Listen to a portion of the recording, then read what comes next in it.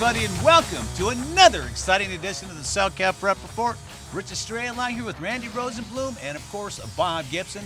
We're here at Windward Academy for the Lady Wildcats. What, Randy, big 15-point win tonight? Yeah, they beat Rosary, a very good basketball team out of the Fullerton area. It was close for a while, but led by Juju Watkins, who's a terrific performer, just a freshman player. Won't be 15 until July. She averages 20 a game. She had another big night. And wow. Vanessa Nygaard's team won, and they won handily down the stretch. Hey, don't forget, Rosary's a two-time state champion in recent years, right? So, I mean, this is a good program.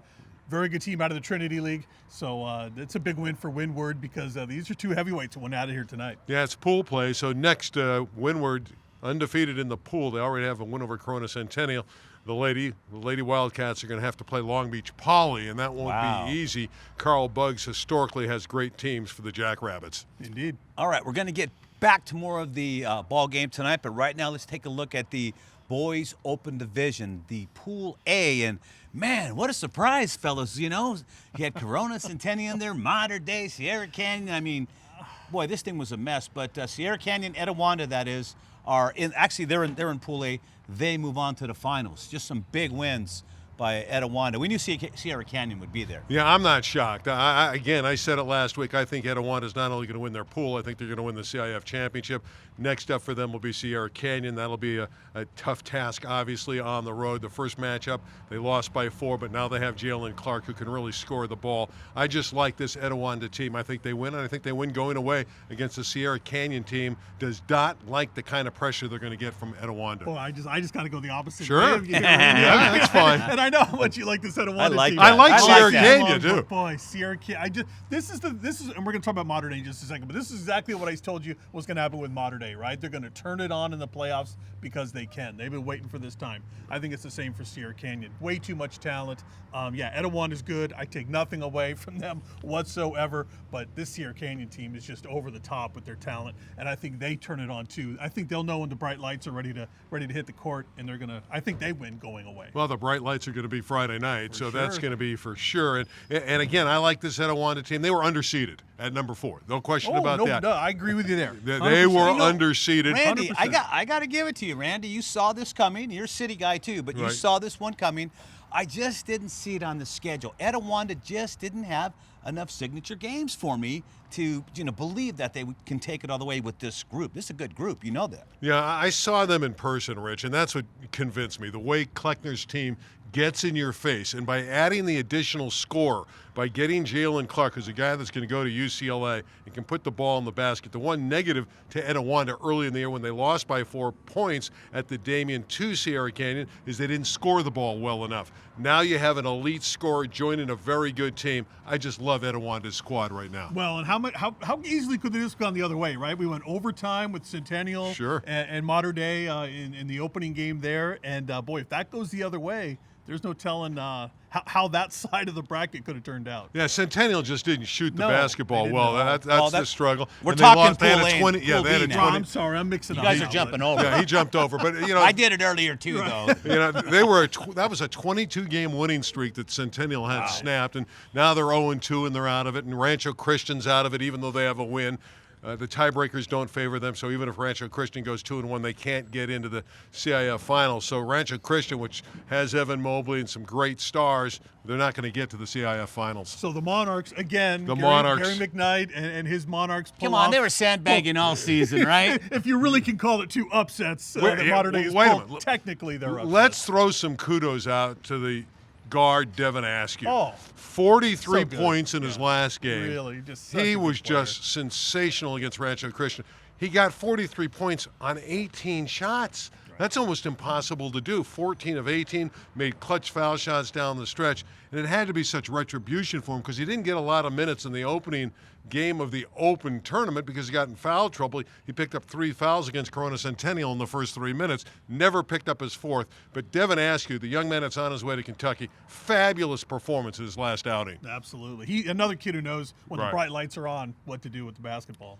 All right, let's have the rubber meet the road here, as they say, all right? Let's officially get to the So other side. let's talk about it now. No, we're going to talk about, All now right. we got the 4 finalists, okay, well, pretty much. We have Sierra Canyon coming up this week. They're playing, who are they? Etiwanda. Etiwanda, I'm sorry, 'cause Sierra I'm Canyon, thinking about the way you picked Etiwanda to be here, and they're probably going to win it now, Randy.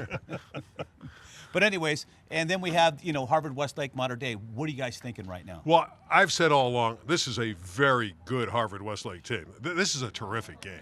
This could go either way. It's at Harvard Westlake. Mater Dei's playing great. Mater Dei doesn't have to win the game to get to the CIF championship. If Rancho Christian wins over Corona Centennial, Mater Dei has the tiebreakers. Now, if Centennial wins, then it's a all-out war, because then if Harvard Westlake wins, they'd both finish 2-1, and they'd have the tiebreaker because they would have beaten Mater Dei head-to-head. But the matchup with Mason Hooks and Truman Gettings, the big guys for Harvard Westlake for the Wolverines, against all that meat and potatoes up front for Gary McKnight's squad, Breedenbach and Davidson and all those guys. I just think that's going to be a fabulous matchup. I will say this.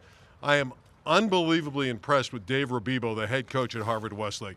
He does a brilliant job getting his team ready for big games. Well, I think they come in as the least heralded team into the tournament, right? I mean, everybody kind of thought, well, here's Harvard Westlake just sort of filling out the 8th spot here, I think, in the tournament field. And you're right, they've done a heck of a job and really show that they belong in this thing, right? They could win it.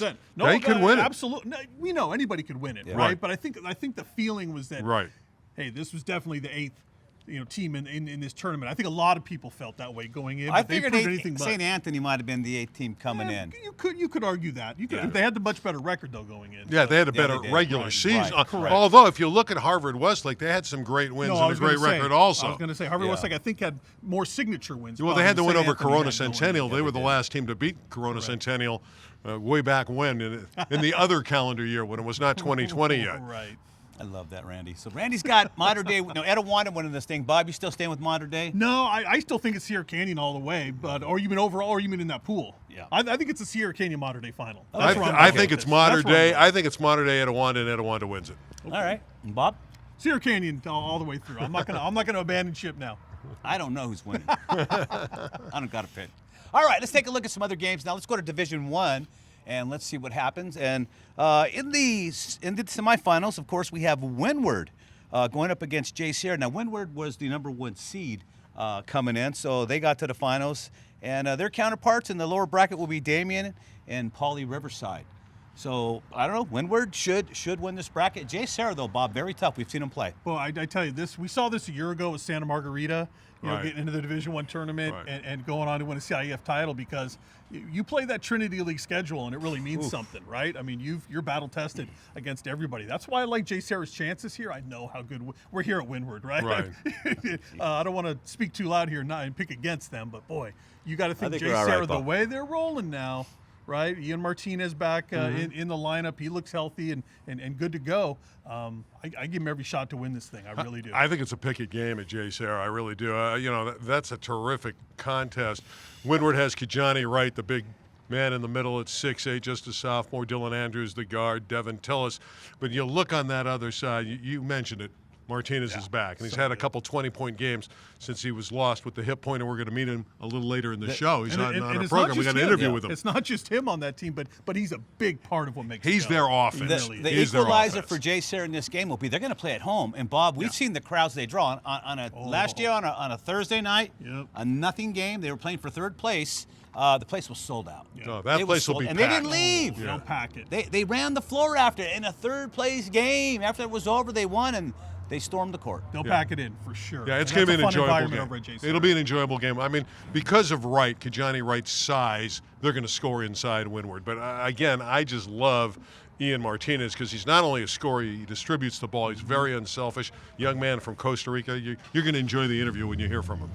Okay, let's take a look at the Division II now. And we have Ribbit Academy. No surprise, Bob. We have Ribbit Academy. Actually, I think they're ranked number 23 in the country right now, so they're big time. But somehow they ended up in Division II, and they're going to play. They're going to play in the semifinals either Bonita or Pacifica Christian.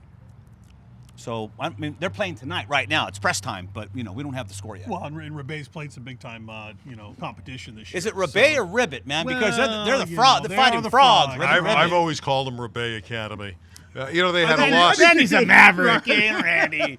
I mentioned it. I think it's Snooky Wigington. There's Snooky and Pookie and maybe it's Tukey. I mean, they all have those crazy names, but their Wigington is really fun to watch. He's a small guard, very quick, scores. They're very good. They're a very good team. I saw them earlier in the year against Sierra Canyon.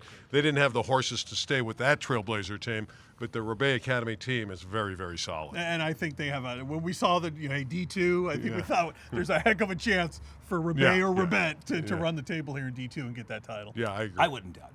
I wouldn't doubt it either. They're pretty good. They're pretty good for a small school. All right, let's continue on. Let's take a look now at the Division II AA Santa Clarita Christian, Bob. They're going to be taking on Chaminade and St. Francis.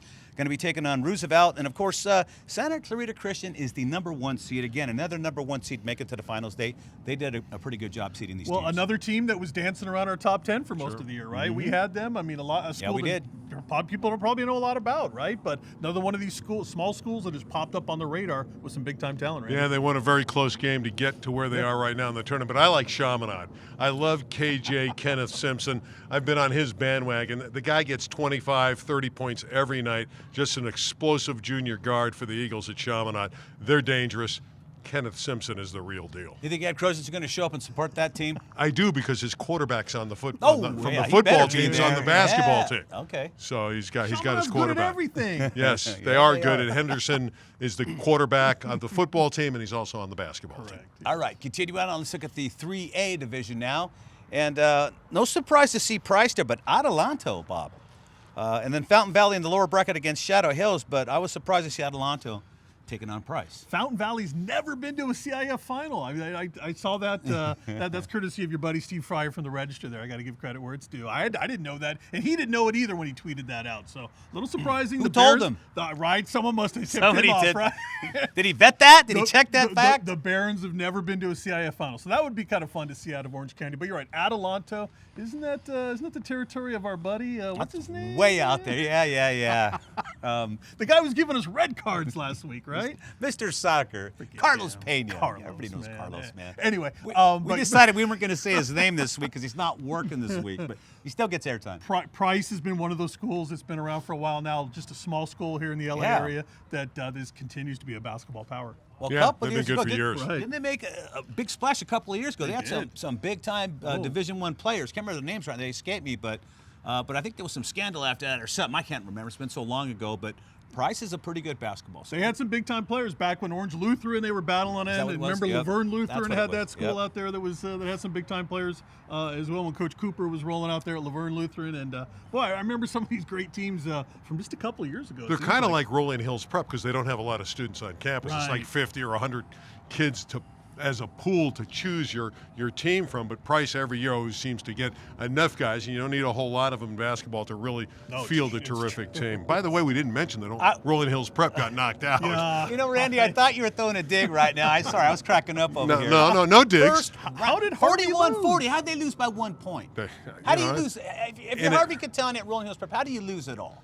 It's the first time he's lost a playoff game in God knows how long since he's gone over to Rolling Hills Prep. Those things happen. He lost at Capistrano Valley Capo Christian. Valley. Yeah. So we don't know much about them, but you got to give them credit for slowing down the tempo, keeping it close, and winning a very tight game. That's a good little small school in South Yeah, Orange County yeah, too. yeah. Don't overlook Capo Valley Christian. They have a good football program. Don't do They've had some good athletic programs Don't down do there. it. All these small schools, they just churn out team after team. It's amazing. You look at Windward. Talk about a small school. Oh, The yeah. boys and girls are both doing very well. No kidding. All right, 3AA. Let's take a look. And looking at the graphic now, we see Providence taking on Hillcrest, Mark Keppel, Salesian. That Mark Keppel, Salesian, two very tiny schools going at it there in the San Gabriel Valley area.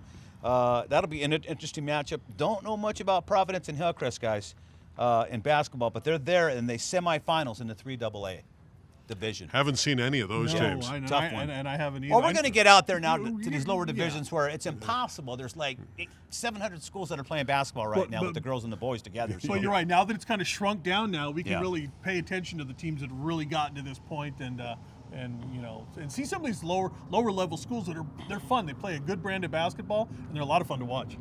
All right, let's keep rolling. Take a look now at 4A Oakwood taking on Yeshiva in the semifinals. St. Pius Matthias taking on Eastside. And You got to give St. Pius out in Downey, man. That school was closed for a long time. They just Remember that? reopened it recently. We talked about that during football. They were in the finals, I believe, during football. Yes, they and were. now their basketball team is in the semifinals. So it'd be interesting to see if they get there, and hopefully they'll win one. Right, just a school that had just reopened not too long ago, and the football coach got in there, and in a couple of years got him to a CIF finals. So Obviously, have great athletes on campus Yep. too Yeah, to, for to, sure. to do that well in both sports. no kidding. In the 4AA bracket, let's have a look, and we see Renaissance Academy taking on Summit.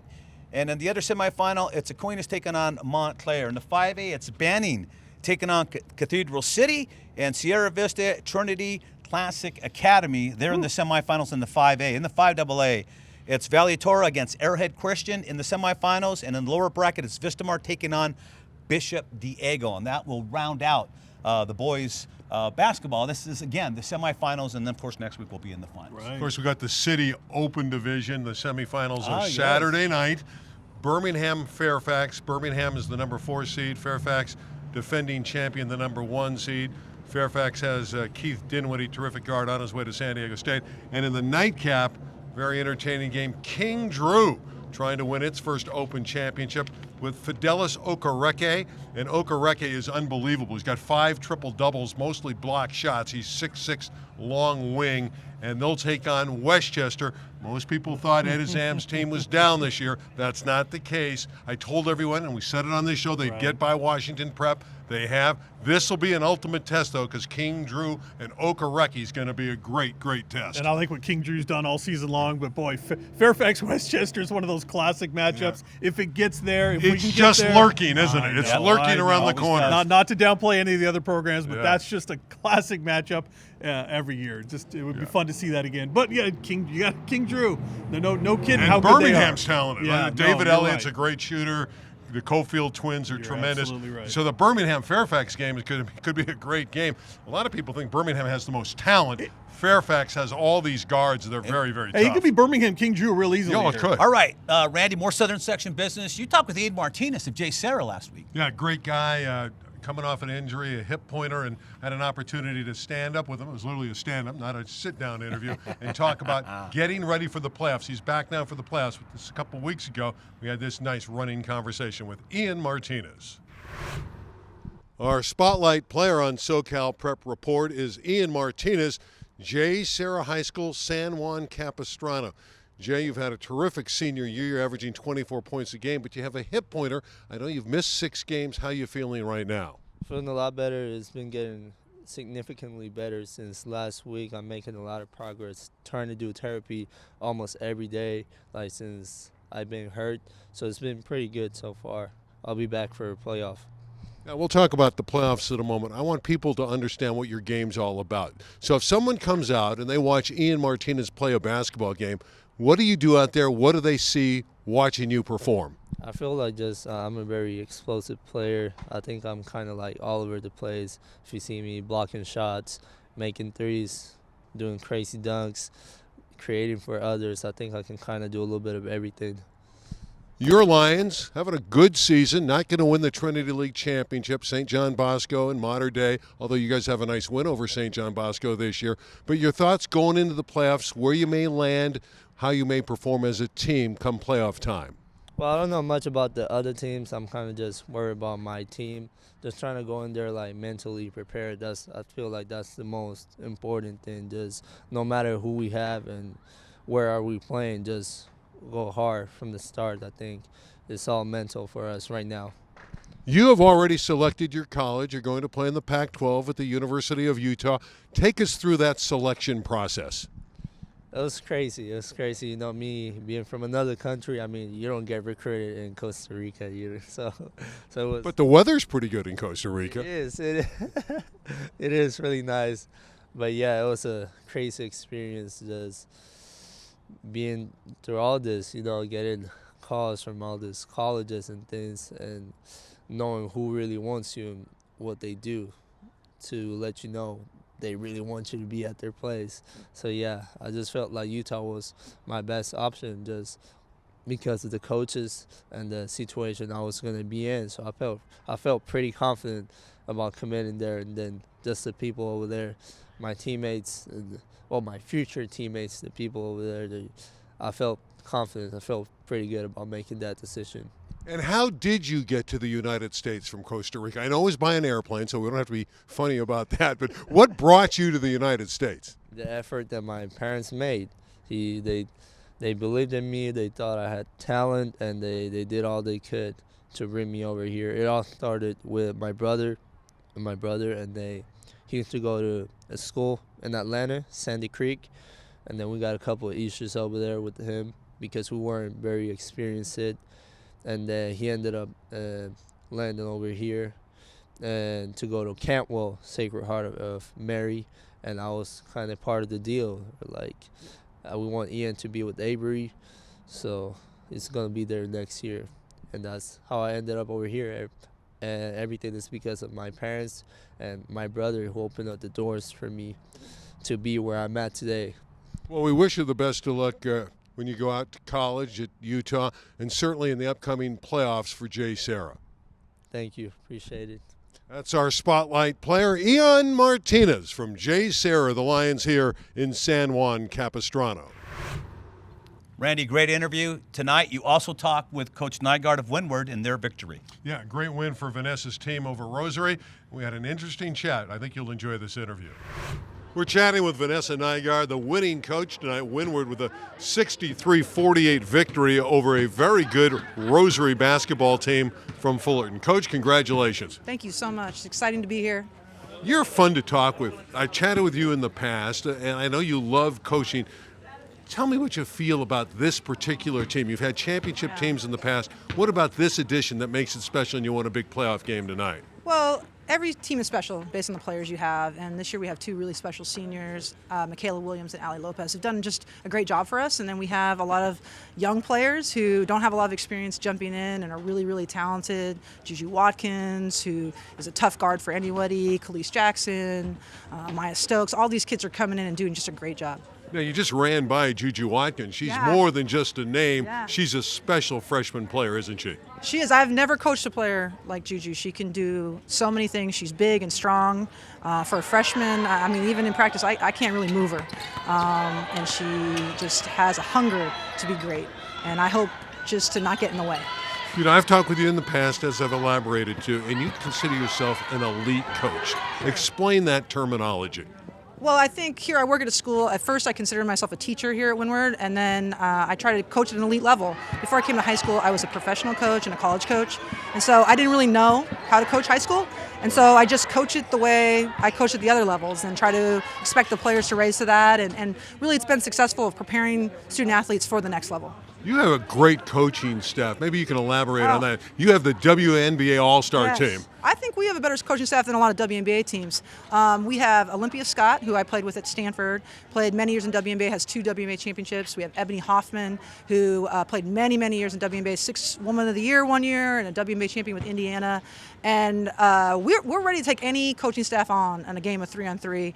We also have great other coaches as well. Ashley Webster, who does a great job for us. And really, it's just a fantastic group of women. And it's really important for me and for our school that we have, our program is for girls, it's led by women. And we're really setting that tone of showing them what leadership opportunities are there for them in the future. I want to talk about pool play in a moment, but I also want to talk about Windward and what makes this school special. I saw your boys basketball team win last night. They have a shot to win the D1 title. Now the girls team certainly in the hunt for an open division crown. What about Windward makes it so good? Well, Windward's about the people at Windward.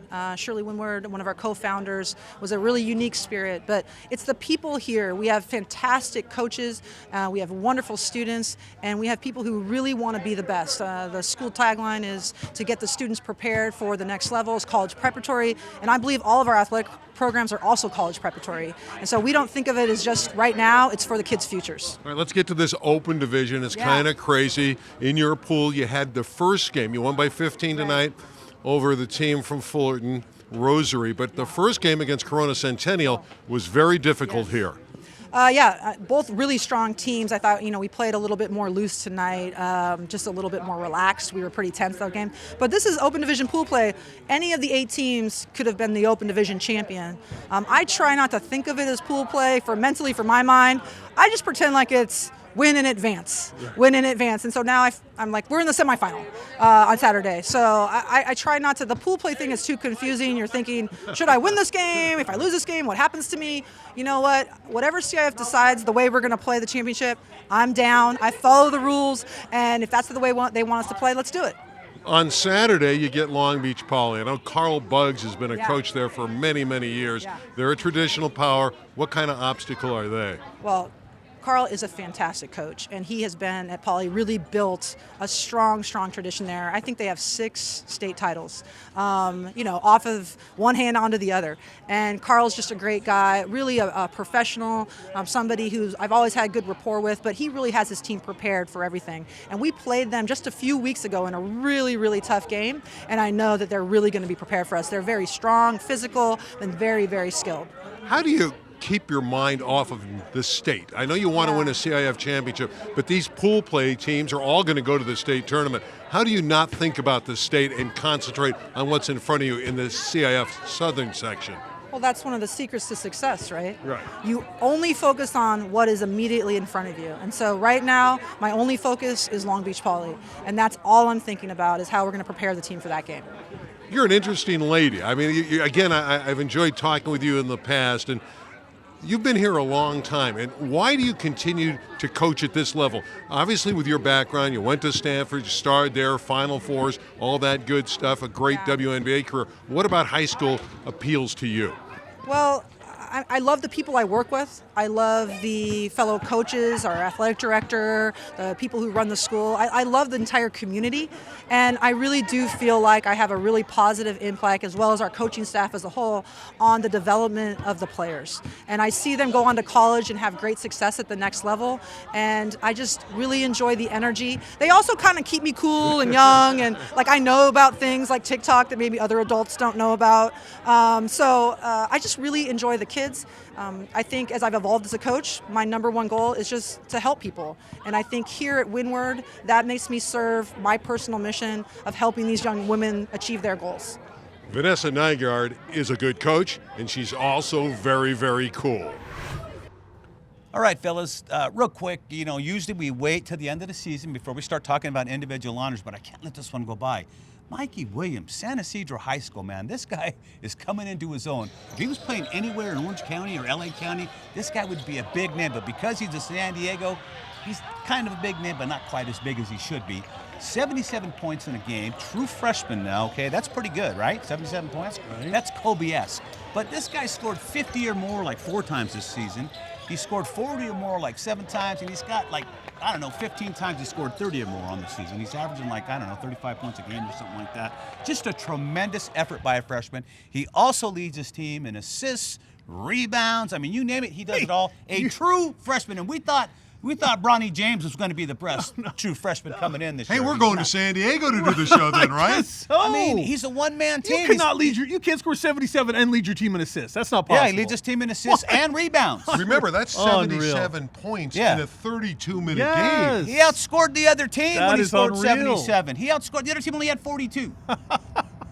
What do you want from me? I'm just reporting the facts. I man. hear It you. did happen. Congratulations. Look it up. That is super. Mikey Williams, gonna be the star, man. I think that guy's gonna go pro. I think he's gonna declare for the NBA draft after his junior year. that might be. He's gonna forgo his senior year in high school. I would, if I were him. All Forget- right, maybe not. just having some fun.